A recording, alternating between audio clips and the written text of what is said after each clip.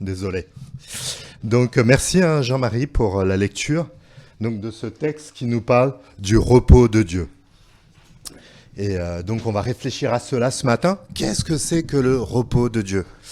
Et on pourrait transposer un peu ce texte à nos propres fonctionnements. C'est naturel. Le repos pour nous, qu'est-ce que ça veut dire ? Et voir les étapes, les 3 étapes du repos de Dieu. Et le comparer au nôtre, maladroitement. Donc je me rappelle, il y a 20 ans à peu près, un peu moins, j'ai préparé le concours pour être professeur.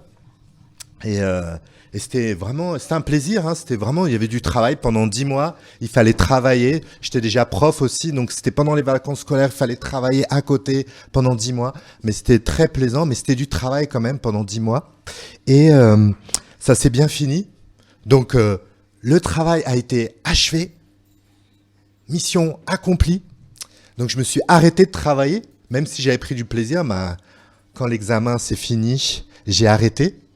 Et je me suis reposé aussi, un peu pareil. Et un peu comme le verset 3, j'ai célébré la fin, la réussite. J'avais invité ma mère et mes frères et sœurs à une espèce d'apéro dînatoire pour célébrer. On arrête le travail, on se repose et on célèbre le travail, on célèbre le repos. Nous, les êtres humains, on peut fonctionner comme ça. Mais est-ce que c'est ce que nous voyons dans ce passage ? Nous, les êtres humains, on a besoin de repos. C'est vraiment inné en nous. Et ça me fait réfléchir parce qu'on est en 2024, on a des progrès technologiques qui étaient censés nous reposer. On a maintenant des vélos électriques. Voilà. On a des mixeurs pour couper les carottes. Donc tout ce qui est censé nous reposer. Mais on n'est pas moins fatigué que nos ancêtres, que ceux qui étaient là, qui vivaient, qui devaient pédaler. Les pauvres, on n'est pas moins fatigués qu'eux. Qu'est-ce qui s'est passé ? Donc ce matin, on va parler du repos. Est-ce que vous avez envie de vous reposer ? Enfin, mais vraiment se reposer. Donc imaginez nous pouvons enfin nous reposer vraiment. Peut-être vous dites, non, c'est pas possible, il y a trop de choses à faire, on ne peut pas. D'accord, j'entends ça. Mais imaginons, faisons un peu de rêve, 20 secondes de rêve ce matin. Imaginons que vous pouvez, pendant 20 secondes, vous reposer, imaginer, rêver. Qu'est-ce que vous feriez ? Est-ce que vous partirez en vacances ? Juste dormir ? Peut-être juste dormir sans réveil. Ou peut-être passer un bon moment, sans prise de tête, avec ce qu'on aime, ce qu'on apprécie. Voilà, le rêve est terminé. Revenons dans la réalité. Est-ce qu'on est condamné à l'épuisement, au stress, à la fatigue ? Que veut dire le repos de Dieu ? Et en quoi ce repos peut vraiment être libérateur, bienfaisant et même ressourçant pour chacun et chacune d'entre nous ? C'est notre réflexion de ce matin à partir de notre passage. Alors juste pour ceux qui ne savent pas, un petit rappel, nous sommes en train de commencer une série sur Genèse. Et pas tout le livre, hein, juste les 11 premiers chapitres, Dieu voulant. Et le livre de Genèse répond à des questions importantes. D'où venons-nous ? Où allons-nous ? Et ce n'est pas que des questions théoriques, philosophiques, pour se faire du bien dans la tête, faire des réflexions, c'est sympa, il y en a qui aiment. Non.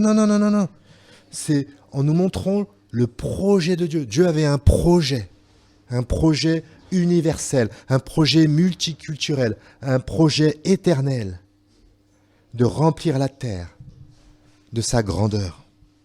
Voilà le projet de Dieu. Et on a vu les 2 premières étapes, les 2 derniers dimanches avec Gaël et Peter. Et dans 15 jours, spoiler, comme disent les jeunes, nous verrons malheureusement l'irruption du péché dans l'histoire de l'humanité. Le péché qui, comme une maladie contagieuse, va toucher l'homme et la femme, les premiers, mais tous les descendants, jusqu'à nous, aujourd'hui, en 2024. Mais, dans 2 semaines, on verra aussi que dès le début de l'humanité, Dieu va proposer un plan de salut, un grand plan de salut avec un grand S.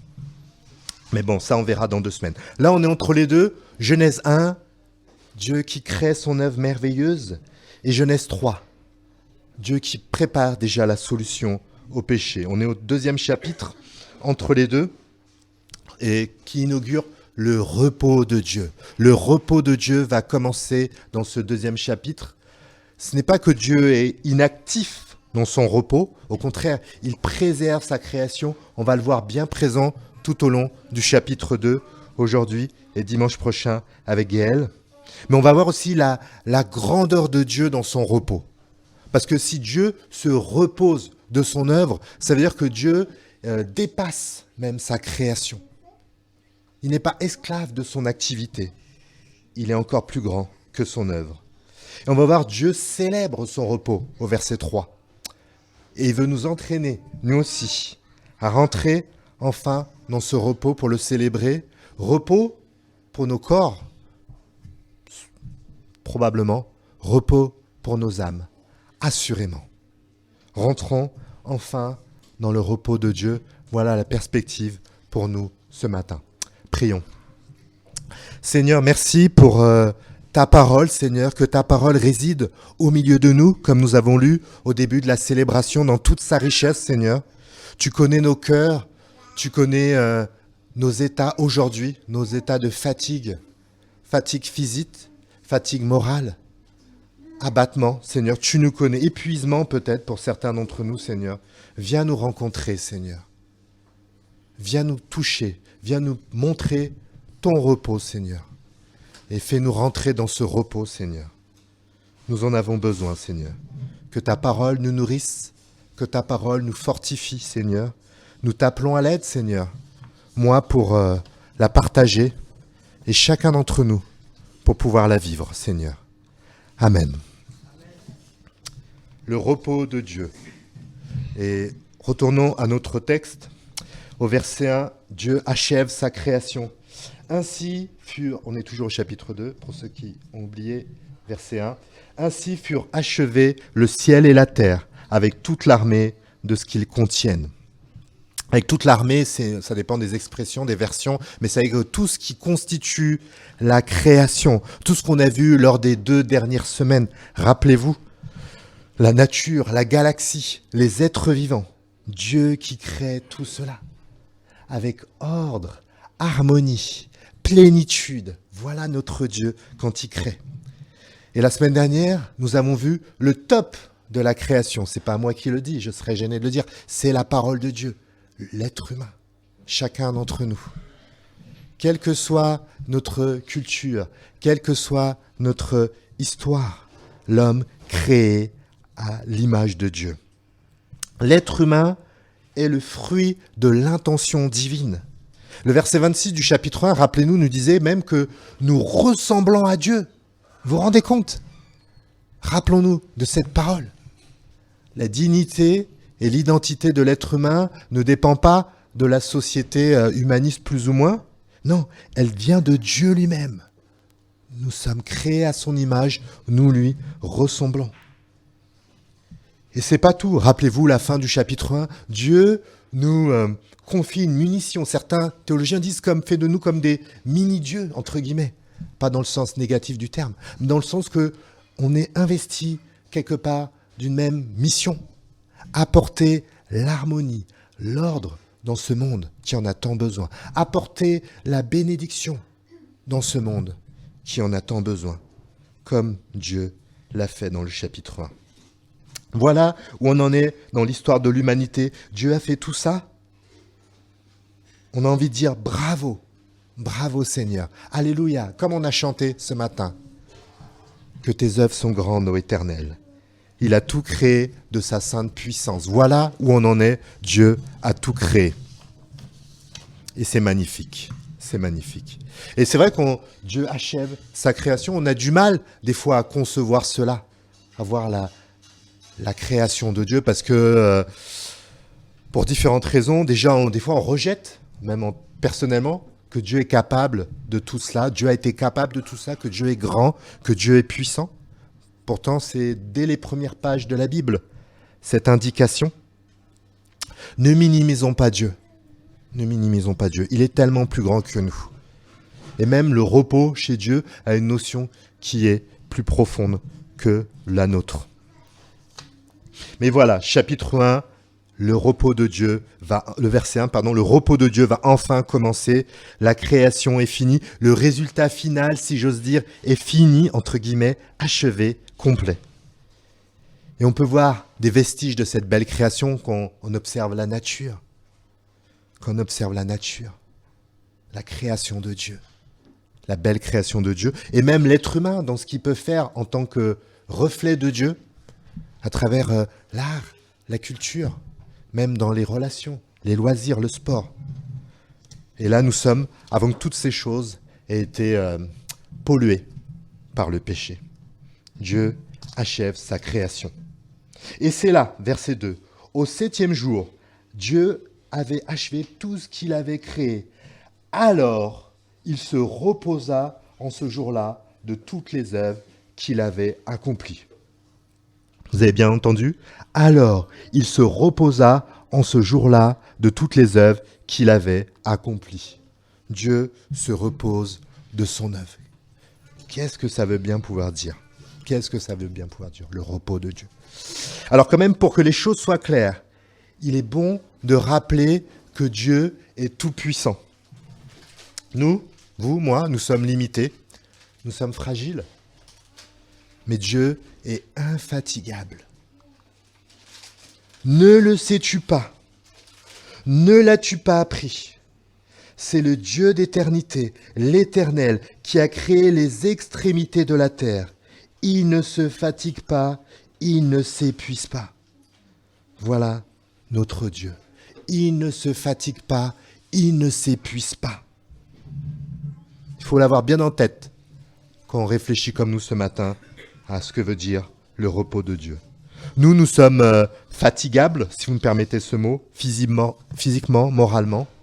Physique, fatigué, abattu, épuisé. C'est des mots qui sont dans la Bible. C'est pas que nous en 2024. Les hommes et les femmes de la Bible, qui datent pour certains de plusieurs milliers d'années, pour tous, mais pour les plus anciens encore, il y a ces mots fatigué, épuisé. Même pour Jésus, dans son expérience humaine, il y avait ce mot fatigué qui apparaît plusieurs fois dans les évangiles. C'est des mots qui sont dans la Bible. Alors aujourd'hui, on peut utiliser des mots différents pour parler de cela. Surmenage, burn-out, charge mentale, mais c'est la fatigue. Fatigue. Comment intégrer le repos de Dieu face à cette réalité de nos vies ? Comment intégrer le repos de Dieu ? Et même, pourquoi Dieu se repose s'il est infatigable, inépuisable ? Qu'est-ce que ça veut bien vouloir dire ? Et il faut qu'on rentre dans la réponse à cette question, le repos de Dieu. Mais quand même, regardez, au verset 3. Il bénit, on parle de Dieu toujours, il bénit le 7e jour, il en fit un jour qui lui est réservé, car en ce jour-là, il se reposa de toute l'œuvre de création qu'il avait accomplie. Donc juste avant de répondre à la question, c'est quoi le repos de Dieu ? C'est intéressant de noter que le repos de Dieu est spécial, à part. Dieu le célèbre, il en fait un jour à part. Pour célébrer le repos de Dieu, on a besoin de s'arrêter. Dieu a eu besoin de s'arrêter. Nous, bien sûr, évidemment. Si on ne fait que courir, d'ailleurs, si on ne fait que courir dans nos activités, dans ce qu'on a à faire, on va passer complètement à côté du repos de Dieu. Et c'est bien même d'aller en profondeur. Pourquoi on court ? Pourquoi on court comme ça ? Pourquoi on court ? Quelle est la raison ? Quelle est la raison de notre vie ? Parce que la notion de repos de Dieu, on va voir, nous pose cette question. Quel est le but ? Quel est le but de ta vie ? Quel est le but de ma vie ? Quel est l'horizon qui te donne de l'espérance ? Le week-end ? Enfin le week-end ? La retraite ? Les vacances ? Quel est le but de ta vie ? Quel est le but de ta vie ? Le repos de Dieu, nous allons voir, est un horizon. qui dépasse notre horizon à nous. Un horizon qui veut nous transcender, nous élever, nous apaiser, nous libérer et nous conduire. Nous conduire. Quel est le repos de Dieu? Et c'est ce que nous allons essayer de voir, rentrer dans le repos de Dieu. Avec ces 3 versets en perspective. Ces 3 versets en perspective. Et ce qui attend aussi, comme on l'a déjà dit, pour ceux qui ne le savaient pas, dans 2 semaines, au chapitre 3, le péché qui fait son irruption dans l'humanité, dans l'histoire de l'humanité. Le péché qui est là. Le péché, c'est l'être humain qui veut vivre en indépendance de Dieu. Souvent, on suit nos propres principes, que ce soit pour le repos ou pour d'autres thèmes, peu importe, des choses importantes pour nous, on va suivre plutôt ce qu'on a envie de faire, plutôt que de suivre les principes de Dieu. Voilà une autre description du péché. Suivre les principes de Dieu nous semble si souvent contre-naturel, dans le domaine du repos, mais même dans tous les domaines. Et nous allons le voir au chapitre 3 déjà. Mais dès le chapitre 3, nous verrons que Dieu annonce déjà dans son message un plan de restauration. Un plan de restauration de son repos, qui dès le chapitre 3 va être gâché par le péché. Mais Dieu a déjà la solution. Nous verrons même au chapitre 12, on ne verra pas au chapitre 12, Dieu voulant nous nous arrêterons au chapitre 11, mais vous pourrez voir au chapitre 12, que Dieu va appeler un homme, Abraham, pour, à partir de lui, créer, si vous me permettez ce mot, créer un peuple. Un peuple qui va être appelé à refléter le repos de Dieu auprès de tous leurs contemporains. Ce peuple, c'est Israël, pour le nommer, va même vivre un jour à part, par semaine, pour cesser ses activités, pour symboliser ce repos de Dieu. Le sabbat. Le sabbat. Mais si vous connaissez l'histoire de la Bible qui parle de ce peuple, malgré ça, malgré que Dieu a voulu les faire entrer dans son repos, malgré qu'ils avaient un jour par semaine pour marquer le repos de Dieu, pour se tourner vers lui, le peuple a désobéi de Dieu, a désobéi à Dieu. La désobéissance les a privés du repos de Dieu. La désobéissance les a chassés de la terre promise. Quel gâchis de ne pas rentrer dans le repos de Dieu. Mais dans sa grâce encore, Dieu a parlé à ce peuple par ses prophètes, par Ésaïe. Ésaïe 61, verset 1. « L'Éternel m'a oint pour annoncer aux humiliés une bonne nouvelle. Oui, il m'a envoyé afin de panser ceux qui ont le cœur brisé, d'annoncer aux captifs leur délivrance et à ceux qui sont prisonniers leur mise en liberté, afin de proclamer l'année de la faveur de l'Éternel, l'année de grâce de l'Éternel, comme disent certaines versions, l'année du repos de Dieu. » Quelqu'un qui va venir, qui va être loin, qui va incarner le grand repos. Et pour beaucoup d'entre nous, nous savons, c'est Jésus qui est évoqué ici. C'est pas juste une transposition chrétienne qu'on aime bien. Non, c'est Jésus. D'ailleurs, dans Luc, au chapitre 4, dès le début de son action publique, Jésus prononce ces mêmes mots. Il se les approprie, s'il y avait un doute sur la question. C'est Jésus qui est le vrai repos. D'ailleurs, Jésus va enseigner et il va aussi accomplir des miracles qui sont des signes de la restauration, de la création de Dieu. Des signes du grand repos de Dieu. Et il va notamment en faire le jour du sabbat.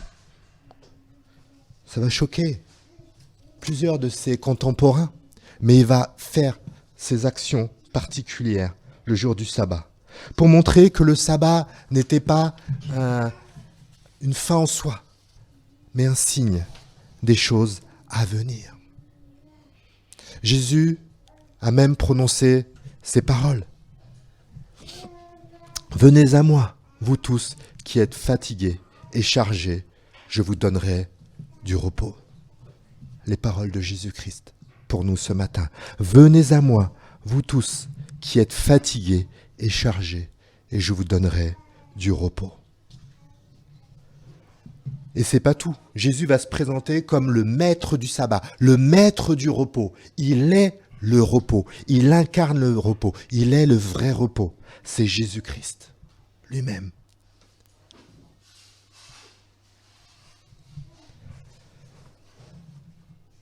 Un mot qui apparaît beaucoup dans le texte de la journée, dans les versets 2 et 3, c'est le terme accompli. L'œuvre qui a été accomplie. L'œuvre de la création qui est accomplie. C'est les mots, les derniers mots que Jésus a prononcés sur la croix. Tout est accompli. Jésus voulait ainsi signifier qu'il avait accompli, qu'il avait achevé son œuvre. L'œuvre pour laquelle il était venu. L'œuvre qui nous permet de rentrer dans le repos de Dieu. Jésus a tout accompli. On n'a pas besoin de s'agiter, de faire plein de choses pour acquérir notre salut à la sueur de notre front. Au contraire, reconnaissons notre péché, reconnaissons notre orgueil, reconnaissons notre égoïsme personnellement. Et basons-nous sur Jésus qui a tout accompli à la croix. Tout accompli. Lui qui était parfait, il a donné sa vie pour nous. Il est venu pour cela, pour incarner le vrai repos, pour nous libérer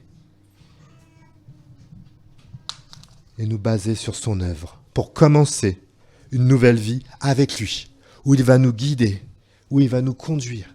Et on va voir que marcher à sa suite est le chemin de la vraie paix. La vraie paix. Dans tout ce que nous sommes, dans tout ce que nous faisons. Pourquoi se stresser pour avoir une bonne image aux yeux des autres, quand le Créateur de l'univers nous a accueillis maintenant et pour l'éternité grâce à Jésus-Christ? Pourquoi? Et dans Hébreux 4, on a ce passage qui nous dit « C'est donc qu'un repos reste pour le peuple de Dieu. Un repos semblable à celui de Dieu le 7e jour. Car celui qui est entré dans le repos de Dieu se repose de ses œuvres, comme Dieu s'est reposé des siennes. Empressons-nous donc d'entrer dans ce repos. » Oui, chers frères et sœurs, chers amis, empressons-nous donc d'entrer dans ce repos.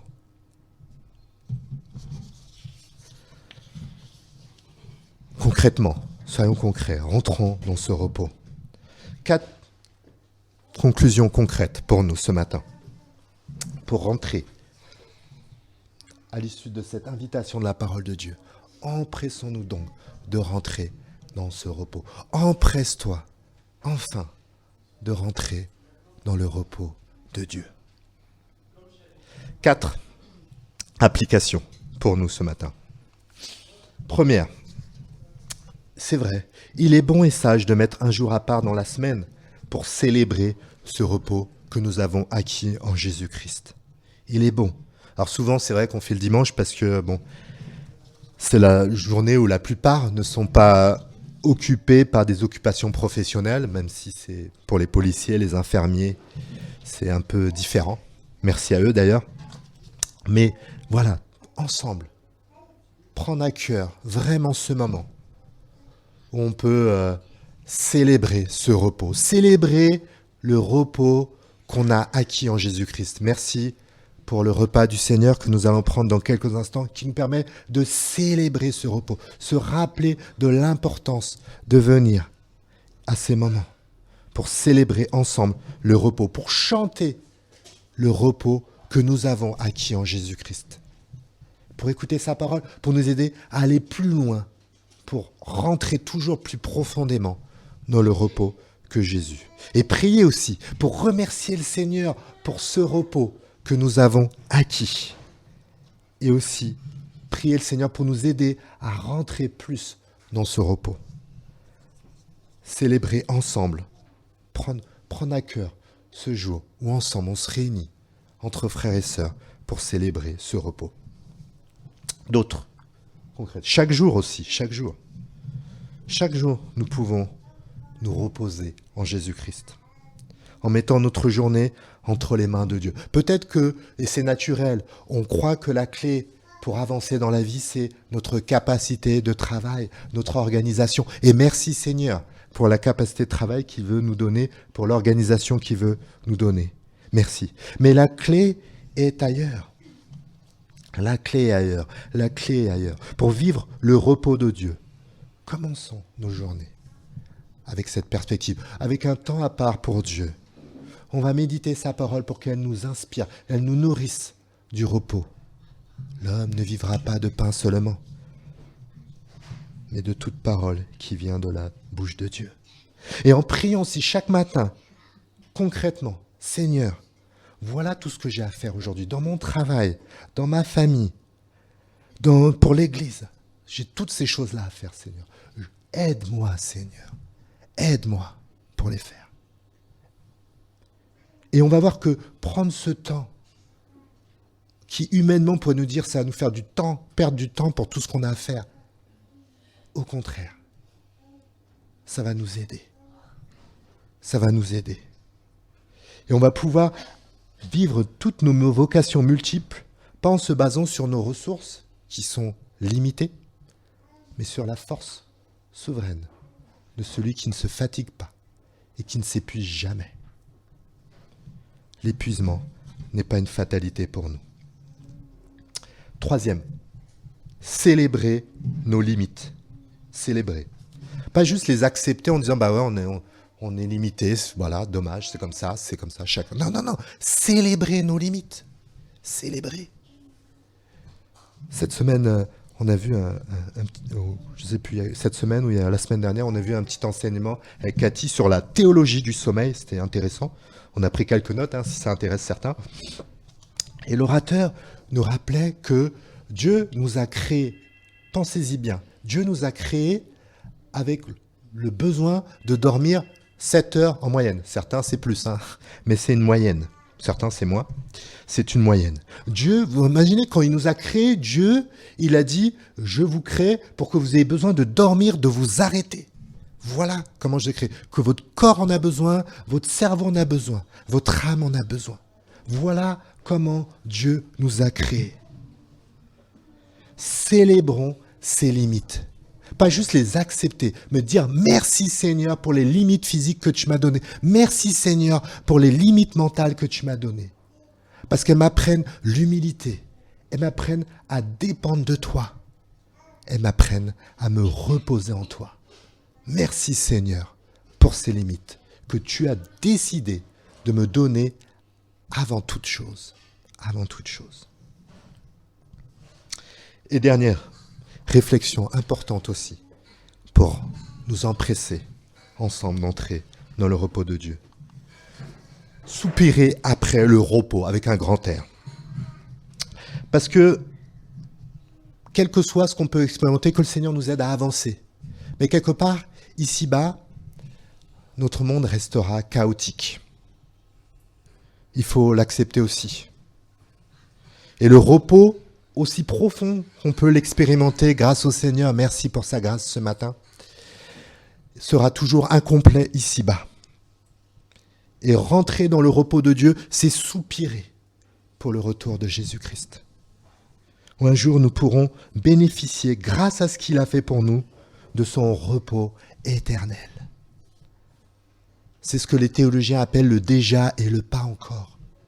Rentrer dans le repos de Dieu plus profondément, mais en même temps toujours aspirer au repos éternel qui arrivera quand le Seigneur le jugera bon. Chers frères et sœurs, empressons-nous d'entrer dans le repos de Dieu. Prions.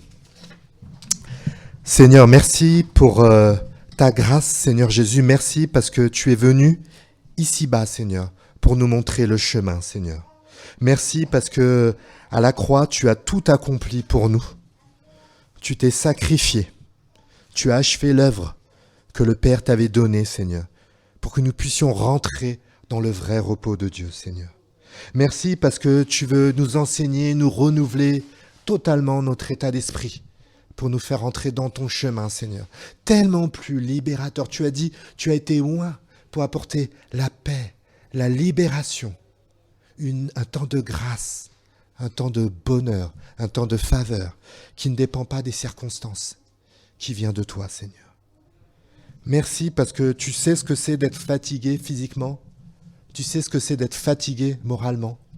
Et nous avons un grand prêtre qui n'est pas incapable de comprendre nos faiblesses, mais qui a été tenté comme nous en toutes choses et qui peut nous secourir au moment juste, comme il dit aussi Hébreux 4, Seigneur. Merci pour ce grand repos, Seigneur. Aide-nous à rayonner, à rentrer dans ce repos, pour rayonner dans ce monde qui en a bien besoin, Seigneur. Amen.